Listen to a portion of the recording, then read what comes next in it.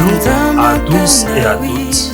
Notre titre d'aujourd'hui est intitulé Nzambiame Kalalo Kofi Yemono. Bienvenue dans le mystère chanté du kimbangisme. Une émission dédiée à la découverte et à la traduction des cantiques kimbangistes. Ces chants sacrés, porteurs d'une lumière spirituelle profonde. À travers chaque épisode, nous traduirons un chant du Kikongo vers l'Ingala au français, en explorant ensemble le sens spirituel, historique et symbolique de ces paroles. Ces cantiques ne sont pas de simples chants, ce sont des prières de révélation, de messages codés venus du ciel, transmis par notre Dieu, Papa Simo Kimbangu. Dieu le Saint-Esprit à ses fidèles. Pourquoi chantons-nous pour Dieu? Chanter, c'est prier des fois. Chanter, c'est prier des fois n'est pas un verset biblique direct, mais une expression attribuée à Saint Augustin. Elle souligne l'importance du chant dans la vie spirituelle. Suggérant que chanter peut être une forme de prière intense, doublement bénéfique selon des sources religieuses. Les chants servaient souvent à synchroniser les actions dans les tâches collectives. Cette pratique que l'on trouve dans de nombreuses cultures à travers le monde. Sans plus tarder, nous allons directement à notre mouton. Nzambe na ngai zala pene na ngai bayinya mokili balembi te butu mpe moi bazali koluka ngai na bumba kasi ngai elikia na ngai mobimba natie yango epai na yo.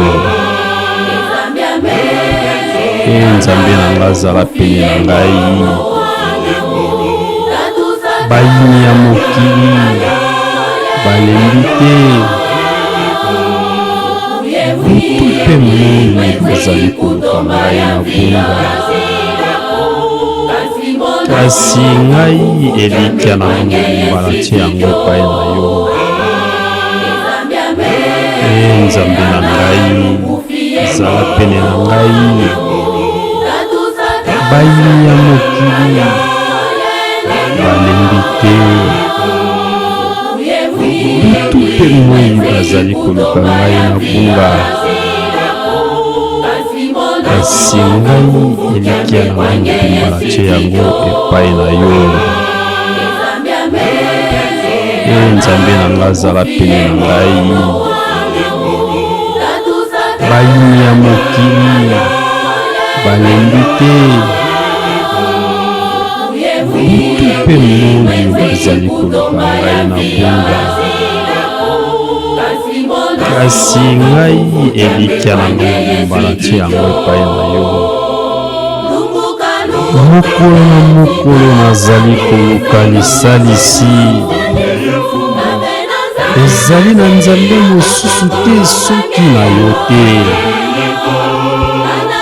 Ata makambo na mpasi ezali koleka, nayebi yo mokonzi okolongisa ngai. Nzambe na ngai nasengi na yo yaka kolongisa ngai na ebitumba oyo. Nzambe na ngai nasengi na yo yaka kolongisa ngai na bitumba oyo. Mokolo na mokolo nazali koluka lisalisi, ezali na nzambe mosusu te soki na yo te. Ata makambo na mpasi ezali koleka,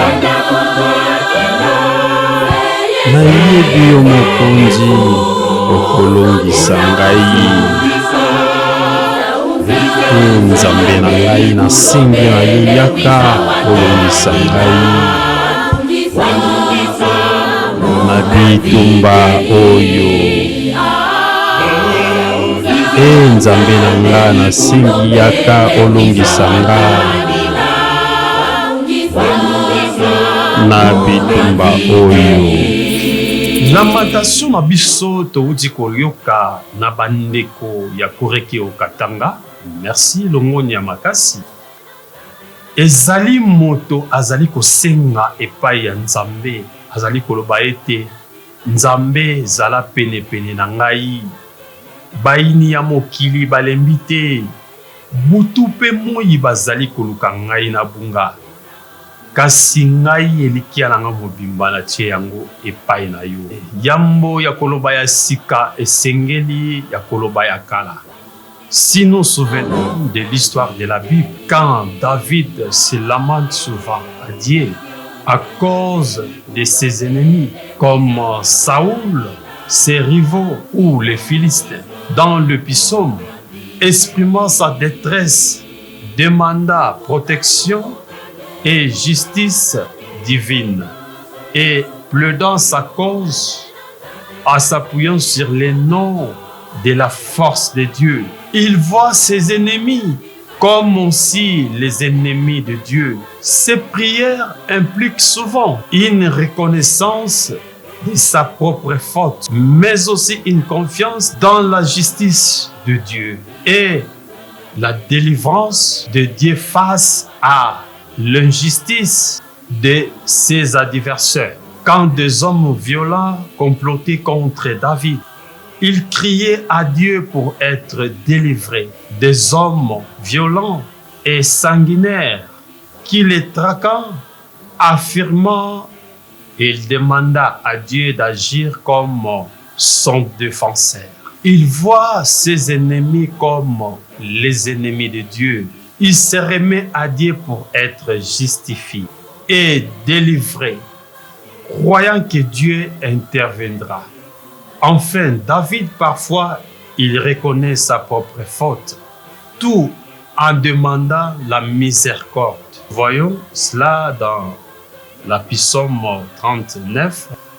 Mais ses prières contre ses ennemis sont souvent une expression de foi à la justice de Dieu. À notre Dieu, Papa Simo Kimbangu Kiangani, Dieu le Saint-Esprit, pe topesi mbote na ba conseiller banso ya mokonzi abule, tobosala bino te pe ba conseillère pe ba mama na biso banso pe ba nganga Nzambe ya mokili mobimba, topesi bino mbote oyo ezali mission oyo ebengami na kombo le mystère chanté du kimbangisme.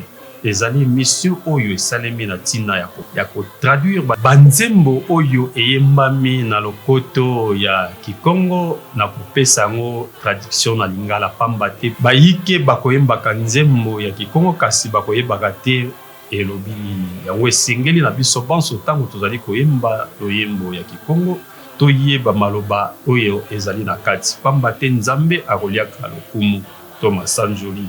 Esengeli na biso tango tozali kokumisa Nzambe na biso, esengeli na loyembo oyo tozali koyemba biso banso toyeba nzembo wana eni koloba boni, pe esengeli na biso koyemba nzembo yango na ndenge epesameli biso.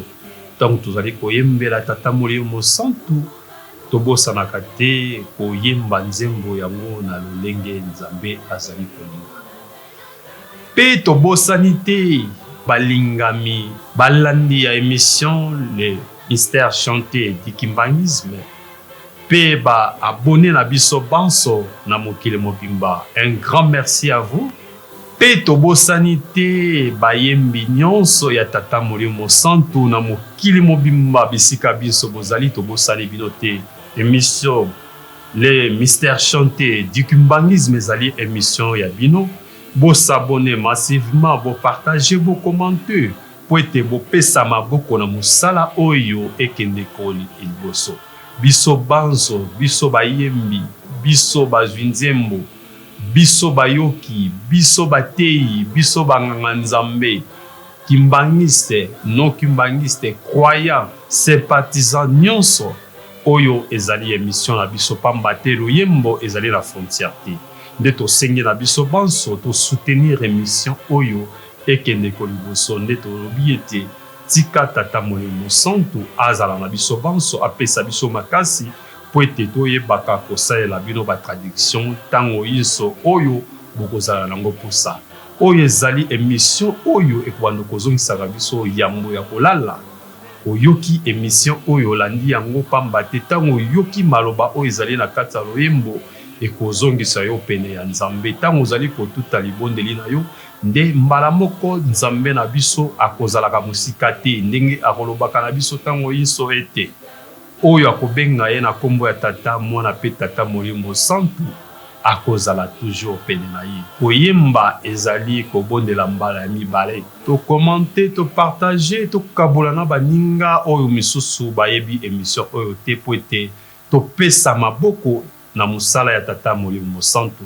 ndenge alobi na biso apesi biso mission ete tokende na mokili mobimba tokende kopanza sango ete ye nde molimo mosantu to papa Simon Kimbangu molimo mosantu papa de alungana nkolo Yesu papa Simon Kimbangu kaka ye wana oyo ya 1921 ye wana kaka ya 1918 lelo tozali na ye na présence ya papa Simon Kimbangu Kiangani kaka ye wana tata molimo santu ezali pouvoir ezali oyo apesi na biso yango esengeli na biso batu banso tozali na tâche moko topanda sango oyo so mokili eyeba ete papa Simon Kimbangu ye nde molimo santu nde tosuki wana na kombo misato ya bule amen.